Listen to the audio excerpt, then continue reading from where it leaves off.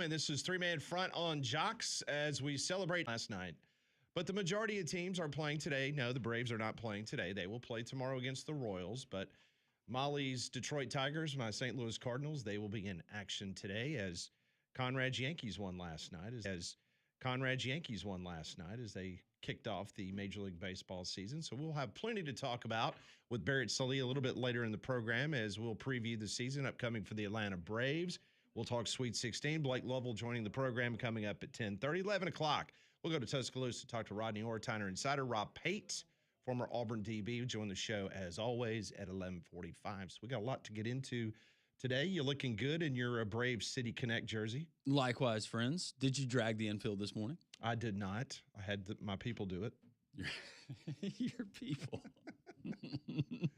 You got a lot of people. They take care of a lot of things. They do. I try to keep them busy around the around the property, and yeah. So, all right. Any special snacks that you're preparing? No.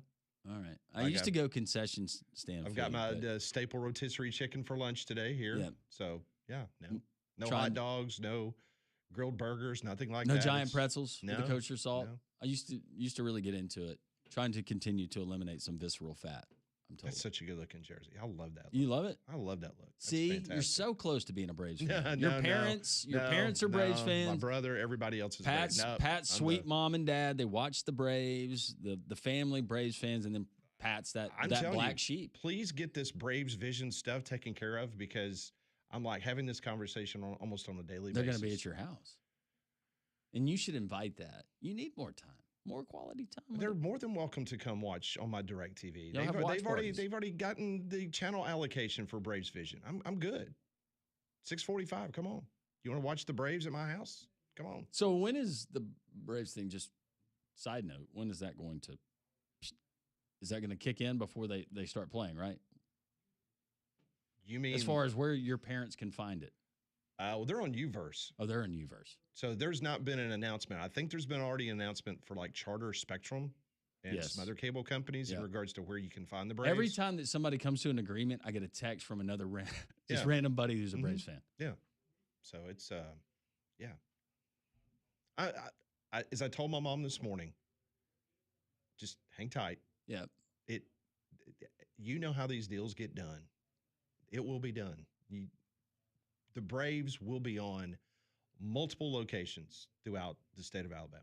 I am not concerned at all that you or the other Braves fans, you will be able to consume as much Braves baseball as you can. Well, I consume either visually or through the Braves network right here on Jocks and our network of stations. That's how I consume the Braves. And I'll consume either listening or watching at least a portion of the game or having the game on, probably like 152, 153 regular season games.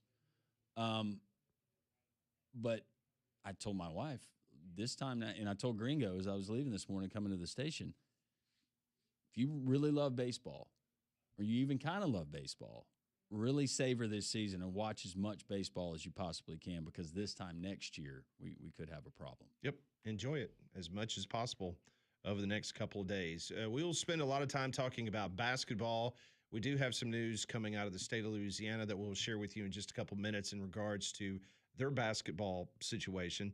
Meanwhile, last night on the plains of Auburn, the Auburn Tigers, last year they were in the Final Four in San Antonio, Texas. Now they're heading to the Final Four in Indianapolis, Indiana, but it's not for the tournament that most people want to be a part of. This will be the National Invitational Tournament Final Four. They win last night 75-69 over the Nevada Wolfpack. Auburn wins its 67th consecutive non-conference game inside Neville Arena. Is that not amazing? That's a really good stat. And they played some good teams in Neville. Yep, 67 consecutive wins against non-conference opponents. They also won their 20th game of the season, and they have now at least won 20 games in 5 straight seasons. That is a program record for the Auburn basketball program. How about that? Took the NIT to get it, but hey, you know what? You got 20. Yeah, and they watching portions of that game, they played defense at times last night. Yep. Thought that was pretty good. Nevada really had problems shooting the ball. Even the bunnies, the up closes, and they were able to cut it. But Auburn maintained, I would say, an average of around a 12-point lead for most of the game. Yeah, and it was really never in doubt Who knew with this team? Keyshawn Murphy decides he's going to opt out, and all of a sudden everybody else starts playing better. Yeah, Jovic had a great night, almost had a double-double. He had 18 points, 9 rebounds to lead the Tigers. Pettiford, 16 points, 6 assists. So the Auburn Tigers finished the 2025-26 season with an overall record of 14-4 at Neville Arena. Not bad. A lot of teams would take that. No, it's not bad. And for Stephen Pearl, I was thinking about this. How many of these guys on the Auburn roster are going to be there next year? Who knows this day and age? But Stephen Pearl's going to be there. So the way that I started thinking about this is more about Stephen Pearl, I think, getting more in-game head coaching experience in tournament form, games that are still somewhat meaningful, even though the 2,700 people that showed up at Neville last night, I'm sure they appreciated it. But playing meaningful basketball and a guy like Jovic or some of these others, they're going to be carryovers from this roster, and some of that residual effect. So it's a positive. Love the one you're with. If you're going to be in a tournament, you might as well win it. If there's basketball being played, go out there and try to get as many W's as you can. Auburn will now play Illinois State. They upset Dayton last night in Dayton. Illinois State looked good last night on the road, getting the win. So the Final Four is set Thursday, April the 2nd, 8:30 p.m. will be tip-off in Indy as the Auburn Tigers will take on the Redbirds of Illinois State. Let's hear from Stephen Pearl after last night's game as the Auburn Tigers get their 20th. And, respected them and knew what they were thought defensively for the first, 30 minutes. I thought we did a lot of really good things and made a lot of improvement on that. Really good early, but, had some major step up from a lot of guys, with Phillip obviously playing phenomenal. Played a good game. Tahad, had so many good looks that just didn't go down, but they're going to go down. And, I thought Key played a solid game as well. So, foul trouble pretty much the entire game. And for us to be able to win that game, being in the foul trouble that we were, was significant. So it was by committee. Times it's not the tournament we want to be playing in, but, our guys have done a great job of using this platform. Mention it, Landrum. It's seizing the opportunity. And when you have an opportunity to play more basketball and development, and it also creates value for certain guys, whether they're going to come back to Auburn next year, whether they're going to be a part of Stephen Pearl's plans, it could enhance their NIL opportunities, or if Stephen Pearl decides, you know what, we need to kind of retool this roster, we might not have a spot for you, there's more game tape for you to put out there and to go elsewhere and to get an opportunity. So I think it's huge to be able to play extra basketball. Well, and I think it tells him something about the guys that are going to stick around, as you said, but kind of gives you an idea of what they're made of. And I think that we have seen for at least some of these guys, whether it's working for that opportunity or just hey, you're getting paid to play a game that is fun. And you're doing what a lot of kids at your age or that have played basketball would love that opportunity to do, go out there and do it. And I think you can appreciate, whether you're a fan of Auburn or not, the fact that they're going out there and they didn't just mail it in. A lot of teams at this time of the year would love to be playing more basketball. They sure would. Yeah. A lot of disappointed kids over the weekend. There'll be more disappointed kids tonight at midnight. Yeah, sure will be. So let's talk about the North Carolina coaching search. So last night, Inside Carolina, it's one of the leading websites for Carolina basketball. They said the top tier coaching candidates for North Carolina, where they stand right this second, is Arizona head coach Tommy Lloyd, who's 51 years old, Michigan head coach Dusty May, 49 years old, and Iowa State head coach TJ Otzelberger, who is 48 years old. They also mentioned that Billy Donovan, the current Chicago Bulls head coach, is considering, if not expecting, an exit in Chicago, and therefore his representatives, they have been hard at work trying to kick the tires on North Carolina and maybe some other jobs that might come open in college if he wants to go that route. So I thought that was interesting. I think that's his job. This is his job to deny. He gets first right of refusal. That's the way I see it. With Billy Donovan, do you not think? Because if he ever came back, I saw him going to that kind of job. For me, yes, I agree with that. But for whatever reason, the people around this North Carolina basketball program, they're reporting Billy Donovan is not the top candidate.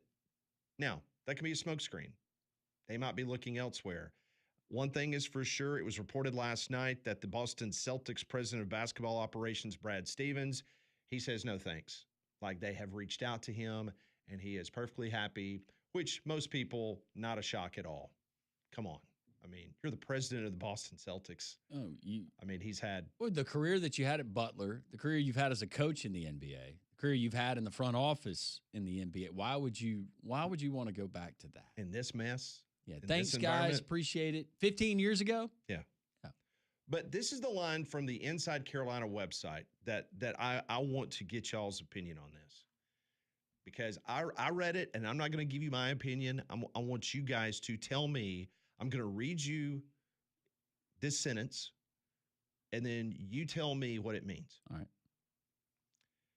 Agent sources have confirmed Alabama head coach Nate Oates' interest in the North Carolina job, but that interest has not been reciprocated yet.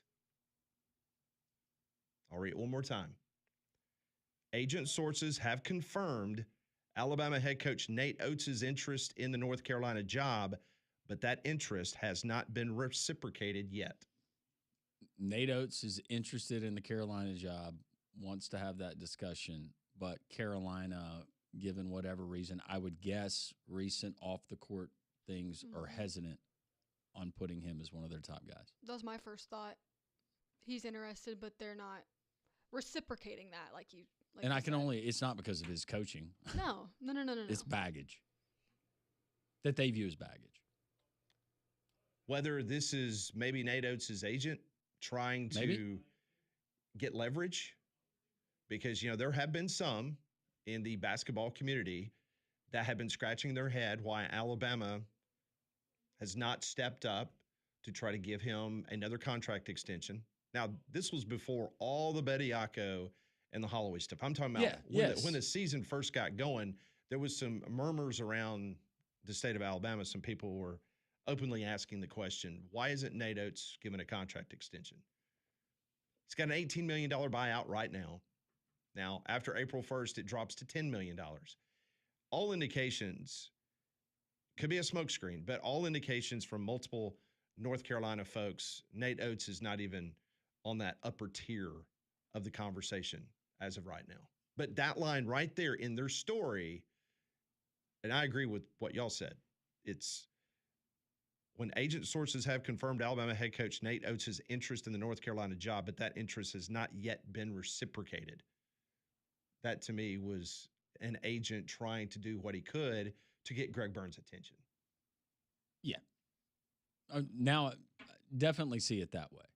Okay, I just want to make sure that I do think that the interest from Nate Oates is not just strategic. I think it's genuine because it is the North Carolina basketball job. Right. And you would not fault him or any basketball coach when you look at that type of job. But why you would not at least want to be in the mix. We'll just move it over from college football. I asked that question. I'll ask the same question I asked to Scott Hamilton when he joined the show. Given everything, what he has available there at Alabama, besides a brand spanking new arena. And by the way, the Dean Dome, they're considering either doing a multi-million dollar renovation, gutting it, or building something brand new. They're kind of in the same boat, though. Dean Dome, not as old as Coleman College. Well, I guess technically they've outfitted that thing a few times, right? No, the Dean Dome was, I think it was in the 80s because they used to play in Carmichael Gym. It's definitely older than Coleman. I couldn't remember if that was the original that they started building out. No, Carmichael was the old one that they played in, and they moved into the Dean Dome. But all of that being said, beside history and tradition, what's at North Carolina for Nate Oates that he can't get in the SEC or in Alabama? Based also on some reporting that I saw this morning that he went to as many Final Fours in that span as North Carolina did, right? Yeah. Do you remember yesterday we asked Rocco Miller what the NIL potential was or the roster, how much North Carolina paid for the roster?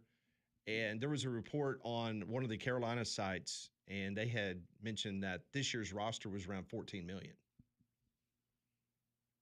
and they believe that if Davis would have come back, it would have been in half.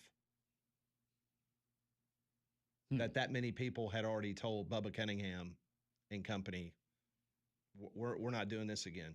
Like our money's gonna go to Bill or somewhere else. But we're not doing this if Hubert Davis is coming back. So what's interesting? And I won't say it because they're not a partner currently with us, but there is a franchise, and it's a food, it's fast casual, but it's a certain. Anyways, me and my wife were in there about a year ago, sat down at the booth to eat, and there on the little table placard, they'll have whatever's current specials or join us for whatever. It was North Carolina basketball player. His picture, his likeness, his image, his name representing that product. And I thought, wow, this is one of the few times that I've actually seen NIL or some kind of deal through a collective where the player's image is actually being used to advertise for the purposes of what NIL product was originally supposed to be. Yeah. So at least in one case, there was a legit North Carolina student athlete. Instead of people just stopping by and picking up a check for doing absolutely nothing. Well, I still appreciate Cam Scattaboo. I saw him on a national truck back when Arizona State was in the college football playoff. Wow. He's playing on a commercial, and I'm sure getting paid for it, as That's opposed nuts. to this $1 million. I'm not. Oh yeah, this is where it comes from. So we'll continue to watch what's happening in Chapel Hill. When we come back on Three Man Front, we'll also to the state of North Carolina, and it will have an effect on the Southeastern Conference. We'll tell you what that's all about next on Three Man Front.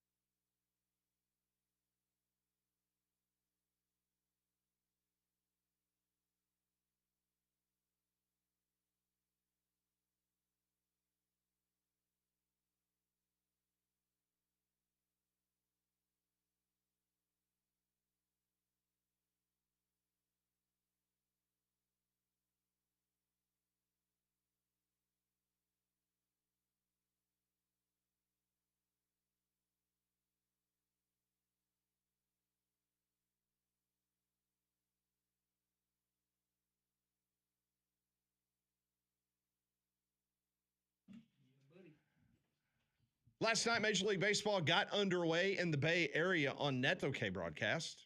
I did. It was fine. Not a Bonds fan. Never have been. No. A lot of people was asking the question, and people, why was Jameis Winston? Why was he part of the broadcast?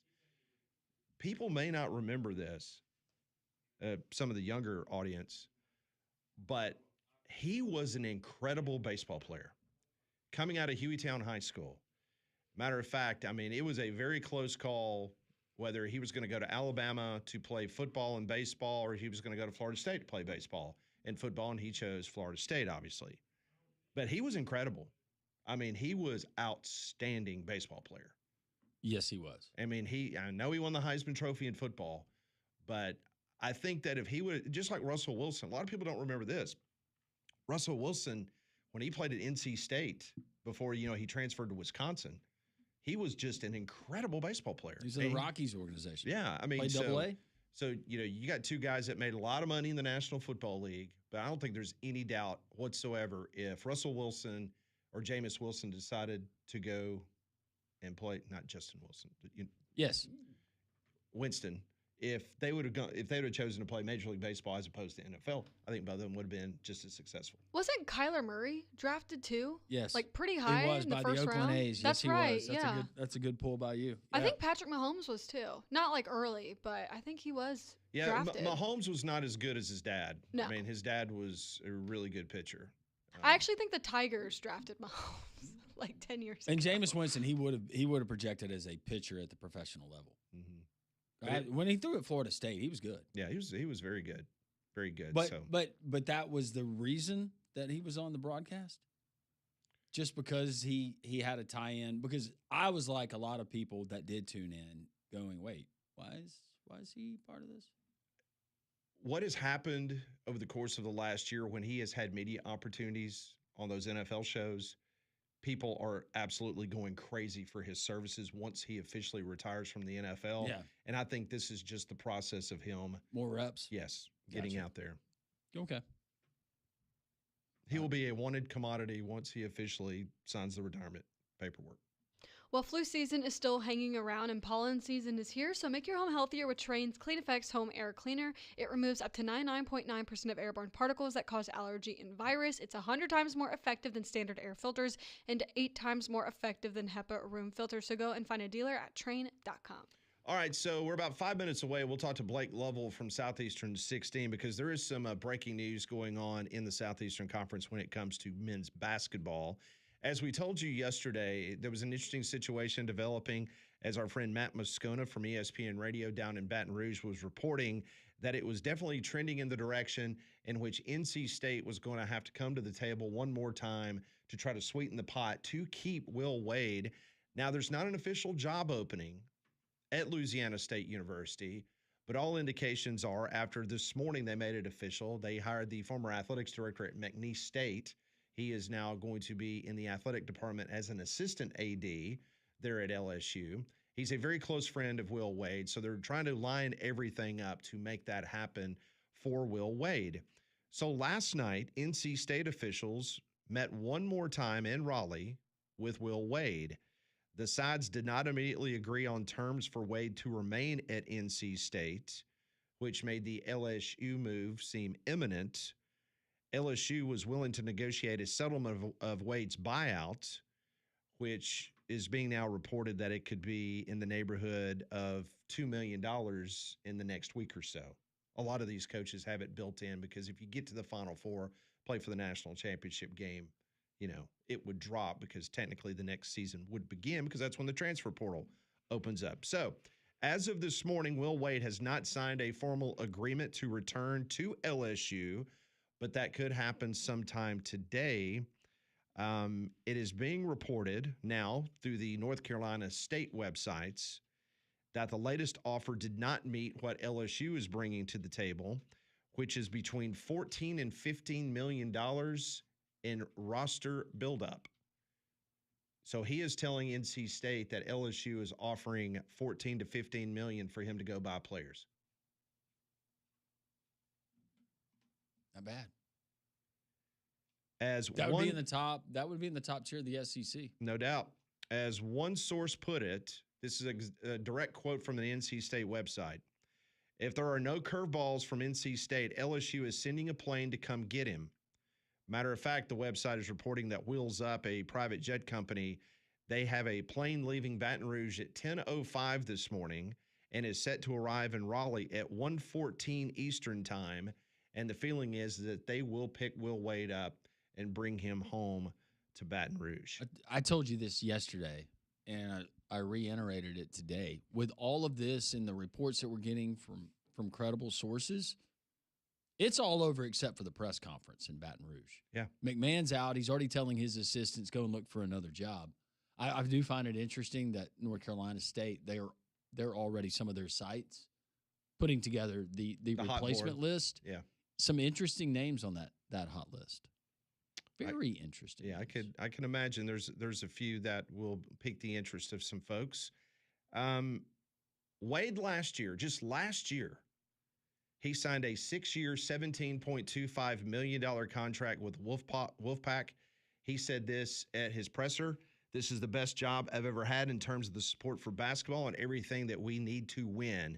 It's on us to win. I absolutely love it here, and I hope that I can be in the same breath as a lot of these people after a long tenure. You said a 6-year, $17 million deal? Correct. All right, for somebody like Will Wade, and I realize kind of had hat in hand based on the history with the smart thing and what went on with a strong ass offer comment. But that seems low for a guy like Will Wade.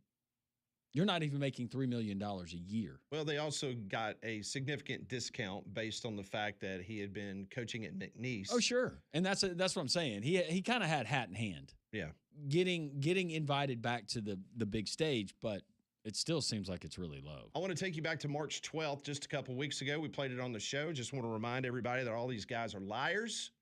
Take a listen. Shelby Swanson with the News and Observer. Just a lot of talk with you and potential position at LSU. Just wanted to see if anybody from that campus reached out to you and just give you an opportunity to speak on that. No, is the job open there? Huh? No? So why would I'm not, listen, let me be very clear. I'm excited at NC State. I was hired at NC State to do a job. This wasn't going to take 1 year. I've already met with our administration about next year and some of the changes that we need to make and some of the things that we need to do to put this program where it deserves long term. So I'm not, I don't, I'm not on social media. I'm not into gossip. I'm not into any of that sort of stuff. But look, we're going to win, and we're going to win big at NC State, and that's what we're going to do. That's what we're going to do moving forward, and we have the resources we need. We have what we need, and it's on me and my staff to get the job done. On top of that, I'm a really good liar. I love the way he came back at the reporter. Oh, yeah. Is it open? Is that job open? Is it open? Huh? Is it open? Why are you asking me How that? dare you ask me a question? Coming back to the SEC. Well, that'll be fun. This reminds me of 18-15 when the Frenchmen got excited when the to Raleigh, North Carolina, and now LSU people are doing back handsprings. I also want to point out the following. LSU in the past 6 months, for an athletics department in which the governor stood up and told everybody, we are poor. We can't afford to do anything. Lane Kiffin, contract, $91 million. Brian Kelly, $54 million buyout. Reported 2026 football roster of $40 million. Matt McMahon's buyout in the basketball program is going to be between $8 and $11 million. Will Wade's buyout at NC State. Buyout, I'm not saying what his contract is going to be at least $3 to $5 million on top of reportedly you are promising Will Wade a roster of $14 to $15 million. Where's all this money coming from? Woodside Energy, your trusted energy partner in Louisiana. So you're saying like when their energy bills go up in the state of Louisiana it's and a people simple can't rate afford, increase, Pat. Yeah, it's just the people will never notice. No, not at all. 5% will just. This is staggering. $91 million for Lane Kiffin, $54 million to tell Brian Kelly not to coach here ever again. They had to pay every cent of that, $54 million. Meanwhile, Governor Landry still has no access to the online account where he can find all of this money. Football roster, $40 million. Hey. Basketball roster for next year is going to be $14 to $15 million. Good for them. I guess they got it somewhere. You should win. You should win the President's Cup. What do they call it? Commissioner's Cup. Maybe Commissioner's Cup. The athletic departments that always finish with the. It's the national one for all the athletic departments. Yes, you should be right up there at the top. Yeah, based on should be. those. All right, Southeastern 16. Get his feelings on LSU. Possibly Will Wade coming back. All that next on Three Man Front.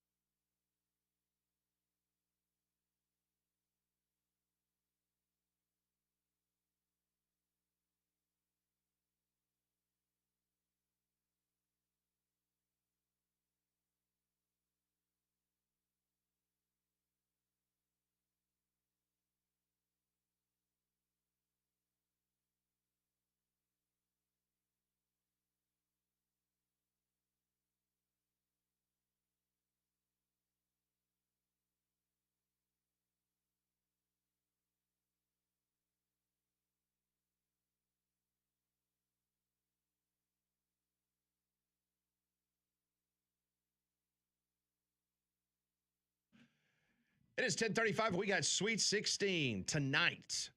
A good docket of games as the NCAA tournament will roll on. Many teams in the Southeastern Conference and get his thoughts after week one of the tournament. Now we head into the second weekend. Blake Lovell from Southeastern 16 joins us here on Three Man Front. Blake, I hope you're well. Before we start talking about the games, I do want to get your latest reaction to this story that is percolating out of Louisiana. It will be conference. Secret. I mean, again, a good bit now. Not even just here recently, but I think you could kind of see how the seasons were unfolding. And, even as far back as maybe a month ago, I think this was certainly considered a possibility. And yeah, it's not surprising. I think just sort of you think about, we all know how it ended there, but when he was there, things were going well. And for LSU, I think there were a lot of people still in pretty high positions that, have kind of coveted the possibility of finding a way to bring him back. And it really just became a matter of, how successful was the team going to be under Matt McMahon? And, they got hit with a couple of pretty rough seasons in terms of injury luck. They also had, some limitations early on in Matt McMahon's era because of what happened previously. And so, yeah, it just kind of came this sort of full circle moment for all parties. And I think that LSU has made it very clear that by doing this, that they have the money to invest and they're willing to do that. Even though we may have a lot of questions as to where is that all that money coming from that they've put in over the past 3 months in multiple sports. But yeah, here we are, and Will Wade's back. Well, Blake, and it seemed inevitable. Like LSU and Will Wade were made for each other, and they got broken up. But they knew if there was ever the opportunity, they were going to get back together. I look at Matt McMahon though, and I know he's going to get paid. He's not going to be in the breadline, but he and his staff doesn't feel like that they've been given a fair shake and all. Where was all of this support, this financial commitment when Matt McMahon was named the head coach and throughout his tenure? Was it there? Was it just injuries? Because it doesn't feel like LSU gave Matt McMahon even equal footing to begin with. It seems like he's had a hand tied behind his back the entire time. Yeah, and I don't disagree with that. I think that, again, whether it's the scholarship limitations, they were on probation, like there was all kinds of stuff. Like you had the limitations on just simply talking to recruits and all that early on. And I think that when you combine that with bad injury luck the past 2 seasons, I mean, they've lost their starting center in back-to-back seasons. They lost their best player heading into SEC play this year, where they were 12-1 going into SEC play, and they lost their best player. And you combine that with just the facet that it's no secret that LSU was not putting in the type of money that pretty much every other one of their SEC counterparts was. I mean, that was the big story last year when SEC got 14 teams into the NCAA tournament. The big story came out was that, well, guess what? LSU and South Carolina, the two outliers, are going to spend more money, and they're going to put more into this thing, and they're going to find a way to be successful. And maybe I think LSU probably did that to a certain degree, but do I think they did it to the degree that's going to help them be a top 5, top 7 team in the SEC? No, I don't. And so that's where, now that's going to change, because they are going to have, I think, the resources and the financial opportunities, because again, whether it's just simply previous relationships, whether it's knowing that Will Wade would still be the coach there right now, had all of the scandal stuff not happen. And I think that's just, again, it comes down to relationships, and he still had a lot of very good ones, I think, with people that were there. And obviously they just brought in Heath Schroyer, who Will Wade's been connected to forever, and gave him a chance at McNeese, when there was not a lot of certainty as to who was going to give him a chance. And so all that combination really has worked against Matt McMahon. And sure, he's still got to find a way to win games, but yeah, he certainly was put in a very unenviable position whenever he took that job. And unfortunately, they just didn't win enough games to keep him there. So Blake Lovell joins us from Southeastern 16 as we're just talking about the potential of Will Wade ending back up in Baton Rouge, leaving NC State for the Bengal Tigers. All right, let's talk about the Sweet 16. You got 2 SEC teams in action tonight. Bama will be tomorrow night. We'll get your thoughts on Bama in just a second. But I want to touch on Texas, because obviously Texas have saved their best for the best time of the year, which is tournament time. They're a 7.5-point underdog to Purdue, but based on what we've seen out of this Texas team over the last couple weeks, do you think that they have a shot here to pull the shocker and beat the number 2 Boilermakers? yeah, this is probably the game of all the SEC games I feel like I have the least read on, from like how this will play out stylistically, because again, it's kind of the Texas effect of, I mean, this is an 11 seed for a reason. They've been very unpredictable this year. They've been a very streaky team. They'd lost 5 of 6 coming into the tournament. And now, all of a sudden they figured out how to play defense, and, here they are. They're 1 away from getting to the Elite Eight, and they're playing a Purdue team that I just think you look at it and what they're going to do offensively, and to me, that's where the biggest issues start to set in if you're Texas, because when you look at Texas's performances against, upper tier competition this year, one of the areas they've struggled in a bit, and again, their defensive numbers just aren't great pretty much across the board, but they've really struggled in defending the 3. And we're talking about a Purdue team that's top 10 in the country in that category and shooting 39%. That's about what Texas allows against their quad 1 opponents this year. And so I think that could be very problematic. And also Texas is one of those teams, kind of like Alabama. They just don't force many turnovers at all. And so you kind of expect the opposing team to run what they're going to run offensively and not have a lot of pushback. And it's tough when you're, playing the number 1 most efficient offensive team in the country that has just absolute kind of stars that are leading the way on the offensive side. So I wonder if just having these 5 days off actually hurts Texas more than it helps them because of that confidence and that groove they were in and kind of the chemistry they had on the defensive side. If that takes a step back, I think that it's going to be pretty hard for them to stop Purdue to the level they need to. One thing they could do is just limit second chance opportunities. They're pretty good at that. And of course, Texas is a pretty good offensive team as well. But I just think it's a challenge defensively here, and we'll see if they can do what they did to the other three teams. All right, so Arkansas is also in action tonight. They're an 8-point underdog out in San Jose. We all like this Arkansas team, especially when you have a score like you have. And, of course, you've got Coach Cal. So not saying that Tommy Lloyd is chopped liver, but, again, you're going up against one of the very best when it comes to tournament basketball and Coach Cal. Yeah, we've certainly heard from Arkansas fans the last couple of days when we did our preview, and I don't want to say confidently picked Arizona, but it is a game of matchups, and I think here if you're looking at Arkansas and what they could do to win this game, I mean, yes, certainly Darius Acuff has to be Darius Acuff, which you would be surprised if he's not. You could see him, put on a once in a lifetime type performance tonight, and it wouldn't surprise anyone at this level, but you've also got to have everybody else do their thing. And that's what's made Arkansas so good. It's not just that they have a guy like Acuff, it's because the other guys, Billy Richmond, Brazil, and Malik Thomas, and you just keep going down the line, Malik Ewan, they've all played really well in their roles here down the stretch.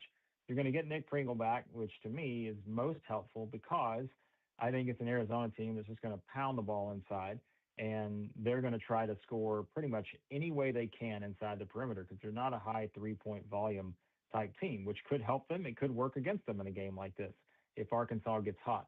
So that's one kind of key storyline to watch out for. But I think you're going to sort of expect Arkansas to get in a little foul trouble here. And to me, it really becomes who is the person who gets in foul trouble because that could really change things a bit when it comes to how Arkansas is going to play in this game. There's no doubt they can keep up offensively. The biggest question I have with Arkansas, and I just don't think it can be overlooked here, this is an Arizona team that's 34-2. And when you look at the teams they play in the non-conference, the teams they play in the Big 12, which is also very physical, I think that they have kind of the profile that will give Arkansas a lot of problems. And it's just seeing if Arkansas wants to have that physicality they're going to have to win this game. And it's really going to come down to, are they going to be invested on the defensive end? Because that's really been a big issue too at times. So offensively, Arkansas can win this game. Defensively is where it's going to decide whether they actually do or not. We continue. Blake Lovell, Southeastern 16, joining us on three-man front on the Higginbotham Hotline. We fast forward to tomorrow night, Alabama and Michigan, 4 versus 1 in the United Center in Chicago. 6:35 the tip, Blake. For Alabama fans who don't know what Alabama's up against, they just see seed and they see name on jersey. Tell them about this Michigan team. Yeah, this is another one where, Michigan is number 1 seed for a reason, and they've at times just looked simply unstoppable this year, as we know. Maybe a little less so more recently than they were early in the season, but my goodness, there's going to be a lot of points scored here. And I think that there's just not a lot of doubt about that when you look at it. I think, this is another one where when I saw like this number started at 10.5 or whatever, I'm like, my goodness, like that is going up against an Alabama team that just simply blew out Texas Tech.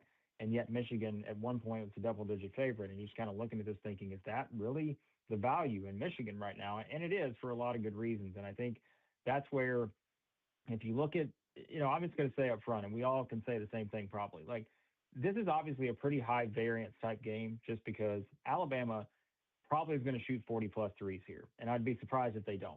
And because of that, if Alabama's making shots, which will be harder to come by against Michigan than they were against Texas Tech because of what Michigan does on the perimeter defensively. But if they're making shots, like who knows? Like that's, again, can always be the separator with Alabama.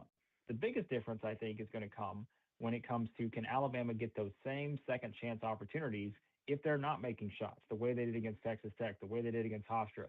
That's going to be a lot harder to come by just based on kind of the makeup of this Michigan team, which, as we know, pretty much any ratings you look at, they're the best team in the country. You look at the size that they're going to sport.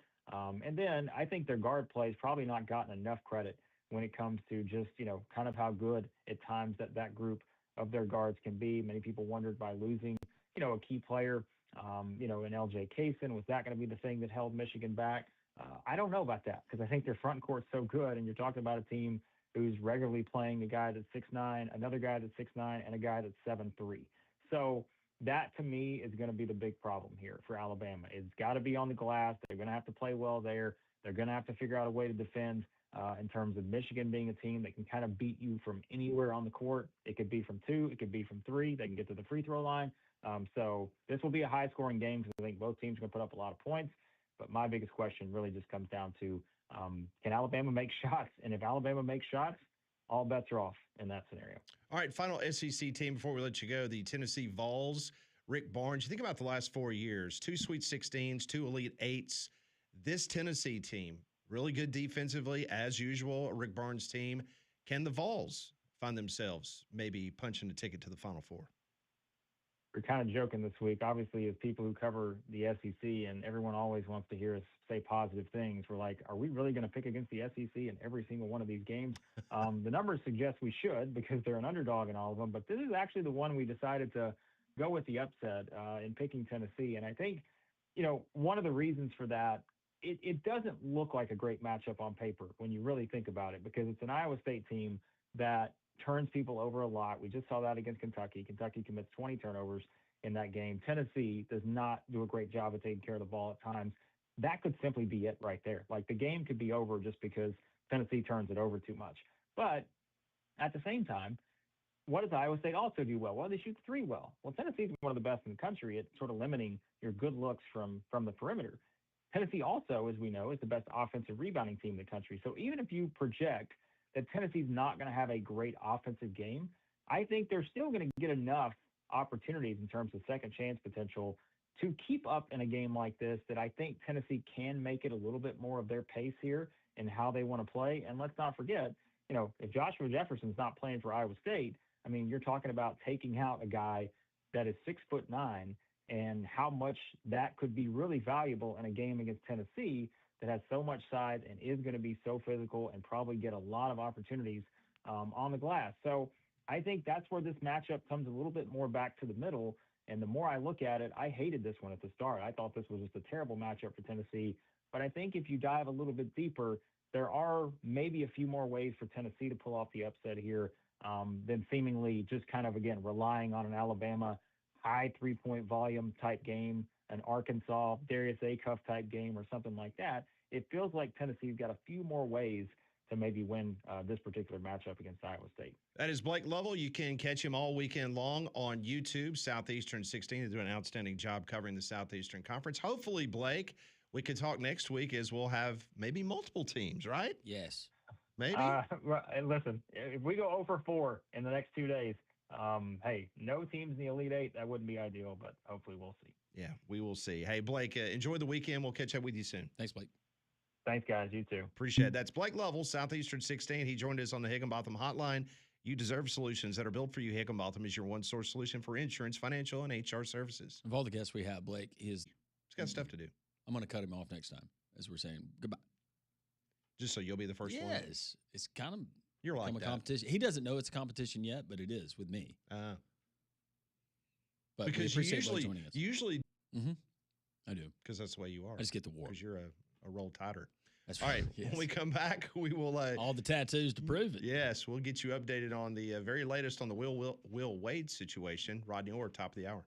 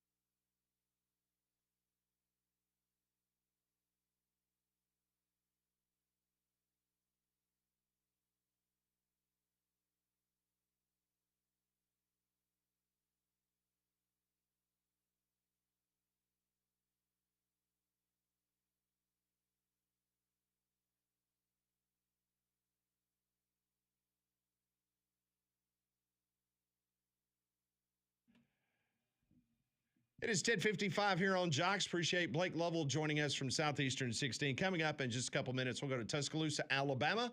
We'll talk to our good friend Rodney Orr from Ty Simpson had his pro workout yesterday. And we'll also get into some Auburn spring notes